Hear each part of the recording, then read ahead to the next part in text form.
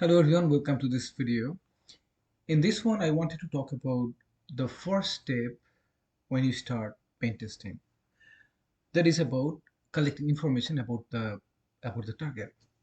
Okay, and what I really want to do is to use Metasploit to show you how we can do information gathering. And in this particular video, I would focus on information gathering.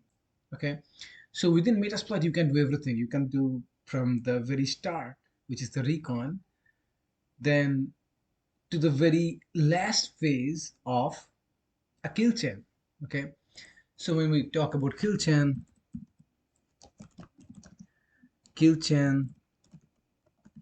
if you do kill chain cybersecurity, there's a kill chain from Lockheed Martin that should come up.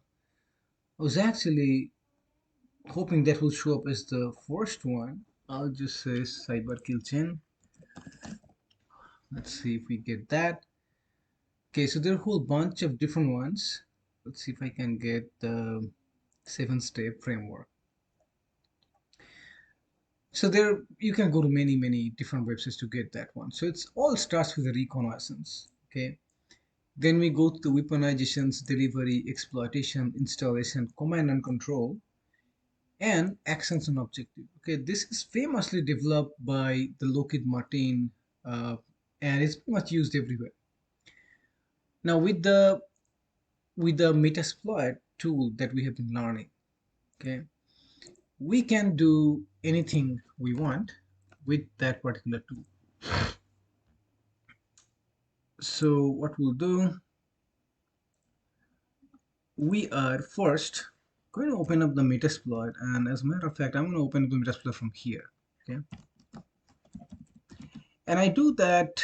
I prefer doing it from here because I know that Metasploit is going to initialize the database, that msfdb init command, and it is also going to run the MSF console. Okay, so it's not just running the MSF console, it's running both. So I know my database will be configured in the same at the same time. So let's just pass the password and let's just load my Metasploit console. Okay, and the first thing I always check is, probably know by now, is the DB status, and I want to make sure that it's connected to my database properly. Now let's go here.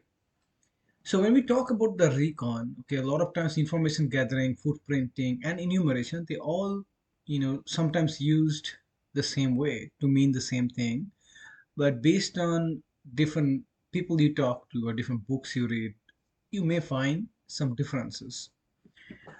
A lot of time when we talk about the footprinting, it's really about collecting essential information about an organization or target, like what kind of technologies are used in an organization. Can you go to, say, Indeed and look for the job posting and see what kind of people they're hiring, what kind of skills they're hiring? Are they hiring a Cisco engineer? Are they hiring a Google Cloud engineer? So that is going to give you some idea about the technologies they're using, right? Enumeration is really a little bit more involved, and maybe it will go to active scanning, which we'll cover in the next video. But that will really, you're trying to scan the network now, and you're looking for the services and the ports and the internal IP address, anything like that. Now, there are lots of tools within the Metasploit that will help you gather the information, and this is where you should spend a lot of time. So, better you are learning as much as you can about the target, better is your success rate in your pen testing activities. Okay, so spend enough amount of time, and it is going to help you, and you thank me later. Second, the information gathering could be either passive.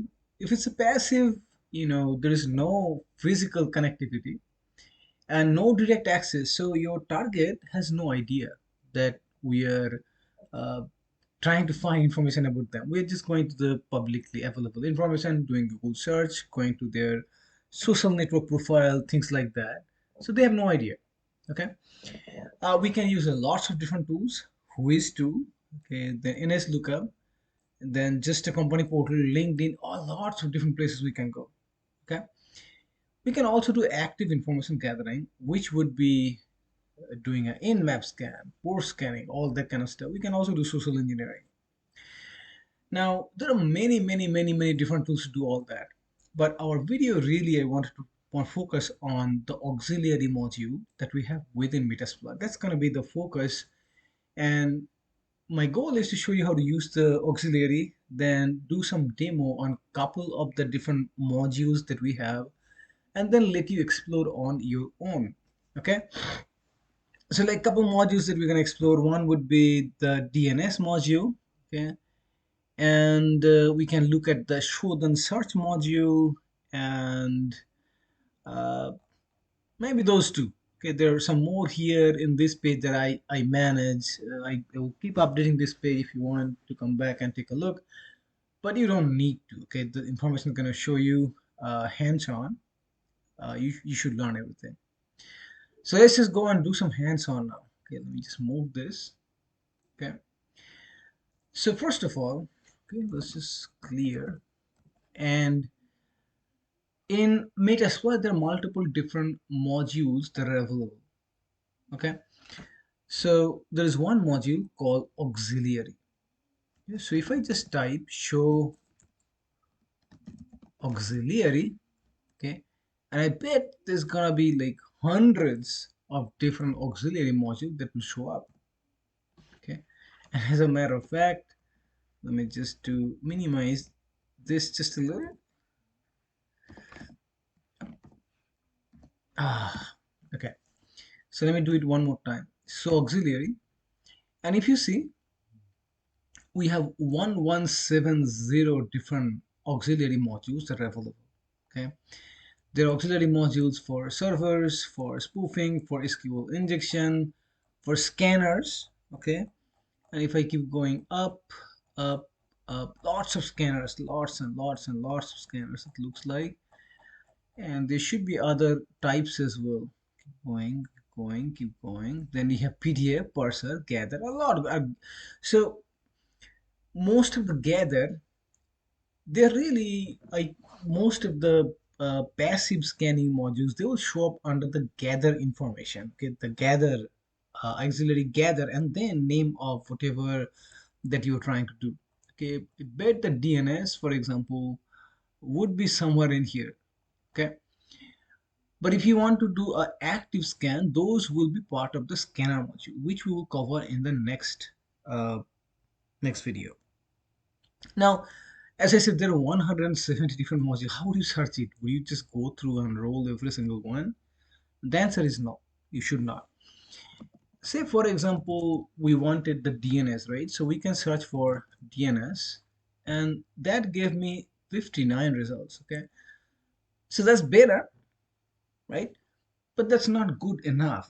And with just this search DNS command, what happened? If you look at, you have auxiliary module, we have whole bunch of match that were part of the payload module, whole bunch that are part of the post module, again payload module. So it's all mixed up.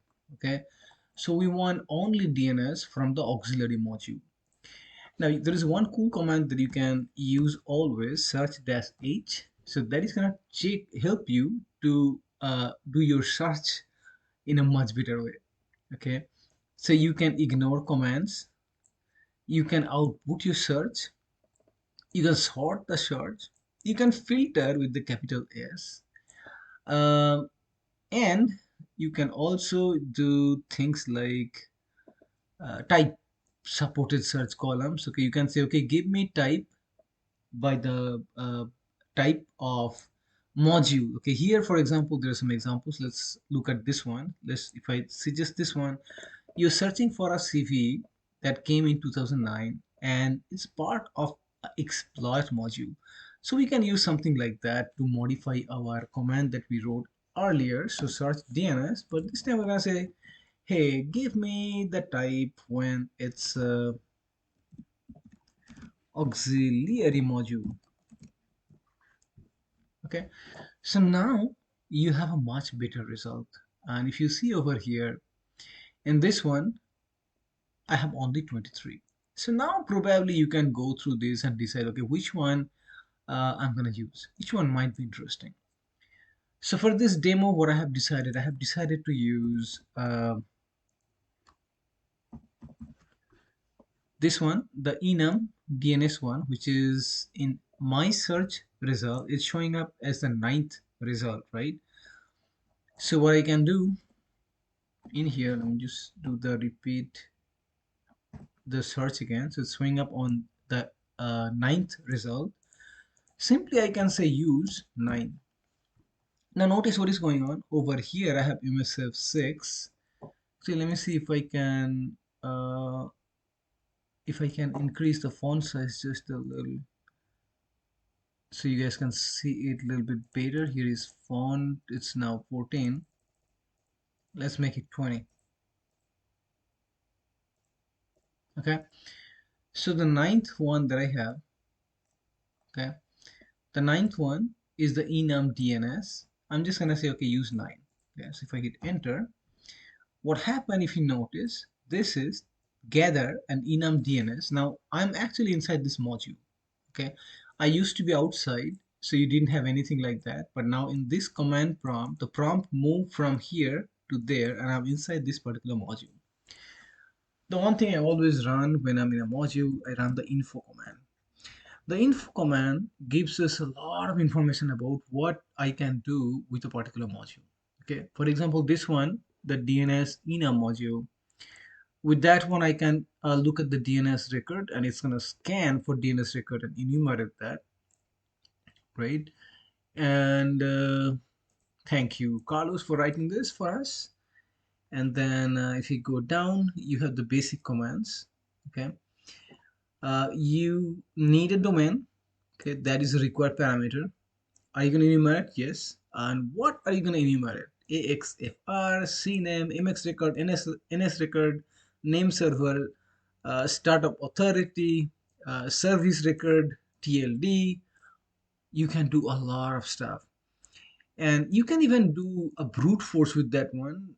When you are starting, I would recommend that you don't do that. And if you want to do the brute force, you gotta provide a word list with that. So what will happen, say you are doing google.com, and in the word list you may have hundreds of different things as a possible subdomains. It will check all of the domains and subdomains like help.google.com, support.google.com, device.google.com, azure.google.com, all of that stuff. Okay, now, so then how do you use this module uh, really quickly? So what we are going to do, let's maybe uh, another thing I always check is also options. Okay, for anything. That's one we just ran, right? Options looks like domain is something that we have to do. So maybe let's start uh, configuring the domain. So if you want to configure any of them, the way you do that is set, and then I'm just typing do then tab. It will pick up the closest matching option that we can use. So domain, let's just try inmap.org. Inmap is another tool that you learn, and you definitely need to know if you want to be a pen tester. And if I hit enter, now what you see, the domain is now mapped to inmap.org. Now what we can do here, if you wanted, you can also change the number of threads. Okay, for this I don't have to change anything, and typically your DNS port is 53, that is already configured as 53, so I also don't need to change anything. So only thing that I need to then is just do a run command.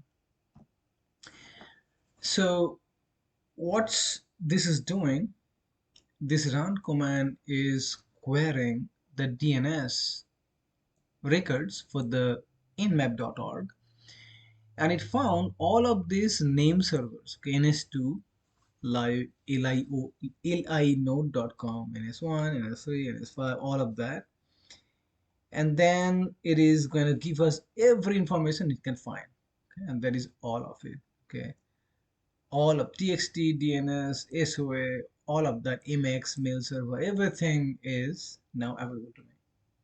Now the whole process that I just did, this is completely passive information gathering. We're only looking at some DNS information, okay, that is publicly available. Now, so if you want to search something uh, with this particular tool, okay, so you can do other search as well. Say, for example, do you want to do a Shodan search? Okay, so if I can do search Shodan, then type auxiliary. So here, Shodan is a tool that you can use for IoT devices and devices that are connected to the internet. Typically, you will find vulnerable devices with their geographic locations, their host name, operating system, things like that. You can even go and register for shodan.io and get a free account. It's going to give you a free usage of API, probably 100 calls or something per day. You can also purchase. They have a paid version of the API as well based on the number of calls you make. So here I can use the Shodan search if I want. So all I need to do here, just like this, okay, I'll just say use 3. And now you see I'm inside the Shodan search. Okay. For example, another one that's really cool is the honey score. Okay. Sometimes you are, you have done with your scanning and you thought, okay, I have got a target that looks pretty vulnerable. A lot of times your organization, they actually set up honeypots, okay, and you should not be wasting your time on honeypots. So this particular tool, if you use, it is going to help you to get a score for a particular host, particular IP address. It's going to tell you the score between 0 and 1, 1 being that I'm confident that it's a honeypot, 0 being I'm confident it's not, and anything in between is going to tell me, okay, say it's zero point 0.7, that means it's a high probability, 70% chance that it's a honeypot. Or zero point 0.3 would mean that you have 30% chances it is not a honeypot. Things like that. So that's about this particular module, and I would let you explore. So one last time, let's just do show um, auxiliary one more time. Okay, and what we'll do, I'll try to reduce the font size again so they are actually showing up in one line. So again, I'll let you guys explore and see what we have here. Looks like there's some spoof DNS records are in there. There's like unbelievable amount of stuff that you can do uh, with Metasploit. But I just wanted to give you a quick introduction the to the auxiliary module, how to use it, how to pick and choose, how to set some options, and how to do some quick tests. So that's what we have accomplished in this video. In the next video, what I'll do, I'll focus on bunch of these scanners. Okay, the scanners will be the part of active scanning, and we'll look at that. So again, let's just to summarize what you have learned in this video. So we looked at Shodan, we looked at auxiliary module. Okay, we looked at auxiliary module, and then we looked at how to perform the search. That's just search and dash h. We also learned that command that is going to give us, it is going to give us, okay, everything, that all the available options. You have learned basic search, you have learned a little bit of complicated search or a little bit more advanced search with the search and then search term and then type, the type of the module. You have learned how to use a module and how to get the information about a module using the info command. Then you have also learned how to set different parameters once you are inside a module. And then you have also learned how to run a module with the run command. That's all I have for this video. Hopefully you have learned a little. If you like it, please give me a like, and if you have any comments, please leave it in the comment box for me, please. Thank you.